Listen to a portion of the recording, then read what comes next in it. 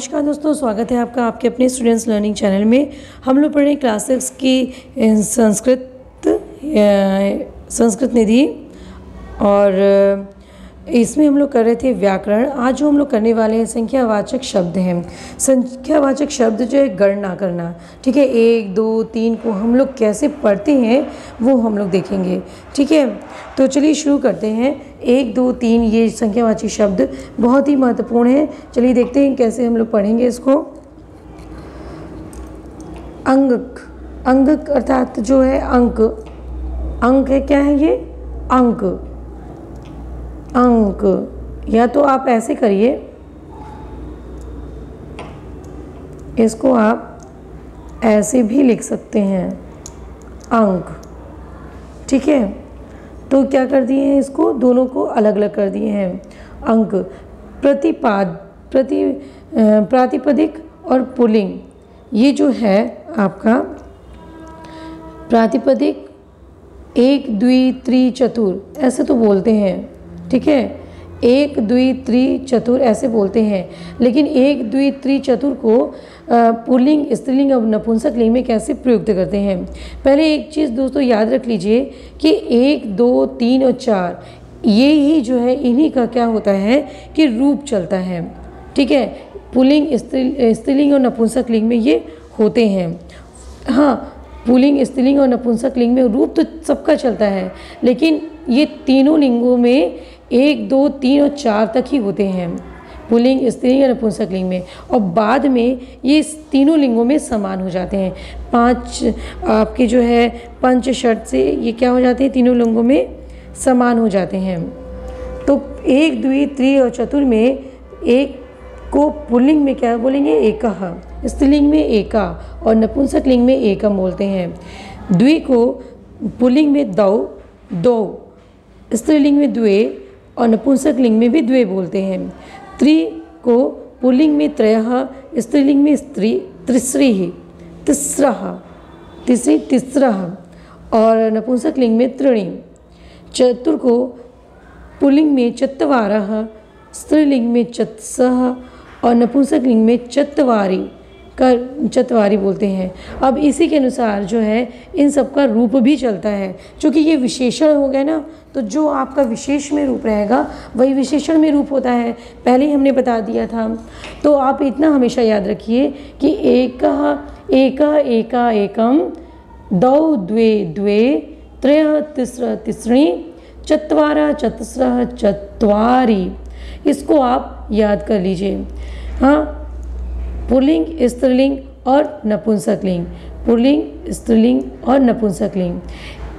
एक और यदि आप जो है पुल्लिंग में सिर्फ याद करना चाह रहे हैं तो ऐसे याद करिए तो और भी अच्छा है कि एकः, दौ, त्रयः, चत्वारः, एकः, दौ, द्वौ, त्रयः, चत्वारः ये पुल्लिंग में प्रयुक्त करते हैं 4 तक। और स्त्रीलिंग में एका, द्वे, तिस्रः, चतस्रः, एका, द्वे, तिस्रः, चतुर्सः और नपुंसकलिंग में एकम, द्वे, त्रीणि, चत्वारि, एकम, द्वे, त्रीणि, चत्वारि, ठीक है। अभी देखिए चित्र के माध्यम से और भी आपको स्पष्ट कर दिया है कि देखिए जैसे विशेष में आपका जो ये विशेष है बालक और ये विशेषण है, तो जो विभक्ति और मतलब जो आपकी विभक्ति और जो वचन विशेष में रहेगा वही आपके विशेषण में रहेगा, ठीक। लेकिन पुल्लिंग में पुल्लिंग में क्या प्रयोग करेंगे, स्त्रीलिंग में क्या प्रयोग करेंगे और नपुंसकलिंग में, ये आपको यहाँ से देखना है। और वचन और विशेषण, वचन और विभक्ति आपको विशेष्य के अनुसार लगानी है। तो देखिए कैसे कर दिया है। एकः बालकः, एक बालक है तो बालकः में जो विभक्ति है वही वचन है, वही आपको एकः में मिलेगा क्योंकि एकः विशेषण है। तो एकः बालकः हो गया। बालकौ तो दौ बालकौ, दौ बालकाः तो त्रयः बालकाः, तो क्या है 3 बालकाः, त्रयः बालकाः। अब देखिए एका बालिका स्त्री है ना, तो एका बालिका, एका बालिका एक लड़की है, द्वे बालके 2 लड़की है, तिस्र बालिका ये 3 लड़कियां हो गई ना। अब ये देखिए एकम फलम, द्वे फले, त्रीणि फलानि, त्रीणि फलानि 3 फल, ठीक है, त्रीणि फलानि। फल के बारे में कह रहे हैं ना, तो एकम, देखिए क्या कह रहे हैं, एकम फलम द्वे फले और त्रीणि फलानी, बहुवचन तक आ गया ना, ठीक। और चत्वारि फलानी भी हो सकता है ना। और फिर देखिए उसी तरह से जितने भी वचन हैं, एक बालकः, बालक का दे रहे हैं तो एक बालका, दो एक बालका, फिर यहाँ देखिए एक बालका, दो बालकौ, फिर त्रय बालका। उसी तरह से एक बालिका, द्वे बालिके, यहाँ क्या है, द्वे बालिके, फिर तीसरा बालिका, बहुवचन हो गया ना। और चतुर्सह बालिका भी हो सकता है, चत्वारः, क्योंकि ये भी बहुवचन है ना। वही कुछ चित्र के अनुसार आपको बता दिए हैं प्रयोग करके। 4 से आगे की गिनतियाँ तीनों लिंगों में समान रूप से चलती हैं, जैसे पंच, षट, तीनों लिंगों में समान रूप से चलती है। पंच, षट, सप्त, अष्ट, नव,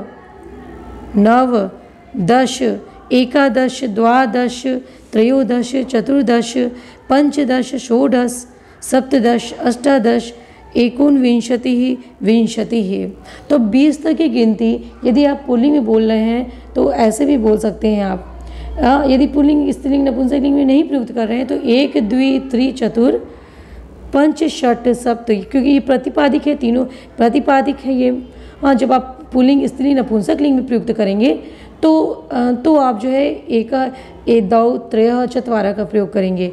लेकिन आप प्रातिपदिक हैं तो प्रातिपदिक को आप ऐसे भी कह सकते हैं ना, क्योंकि प्रातिपदिक वही है जो हम संस्कृत में प्रयुक्त करते हैं। तो एक, द्वि, त्रि, चतुर। अब पुल्लिंग, स्त्रीलिंग, नपुंसकलिंग में विभक्ति प्रयोग ऐसे करेंगे हम। तो जब हम मान लीजिए पुल्लिंग में बोल रहे हैं तो एक, दो, त्रय, चत्वारः, पंच, षट, सप्त, अष्ट, नव, 10, उसके बाद सब एक जैसा रहेगा।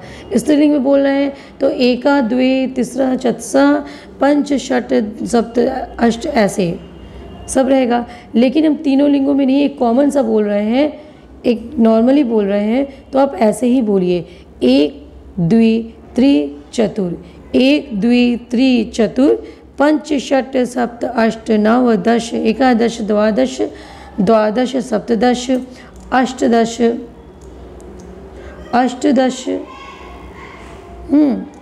द्वादश, क्या गया, द्वादश, त्रयोदश, चतुर्दश, पंचदश, षोडश, सप्तदश, अष्टादश, एकोनविंशति, विंशतिः। ये तो इस तरह से आप संख्याओं को याद कर लीजिए। तो दोस्तों ये हो गई आपकी संख्यावाचक शब्द। और संख्यावाचक शब्दों से जो वीडियो बन सकेगा मैं आगे की वीडियो में ज़रूर बताऊंगी। ये चैप्टर पूरा करने के बाद, ये आपका 6 का ग्रामर पूरा करने के बाद, तो मिलती हूँ आगे के वीडियो में, आगे का चैप्टर के साथ में। आगे का आपका जो है शायद वो धातु रूप है। तो मिलते हैं दोस्तों अगले वीडियो में धातु रूप के साथ में। तब तक के लिए नमस्कार।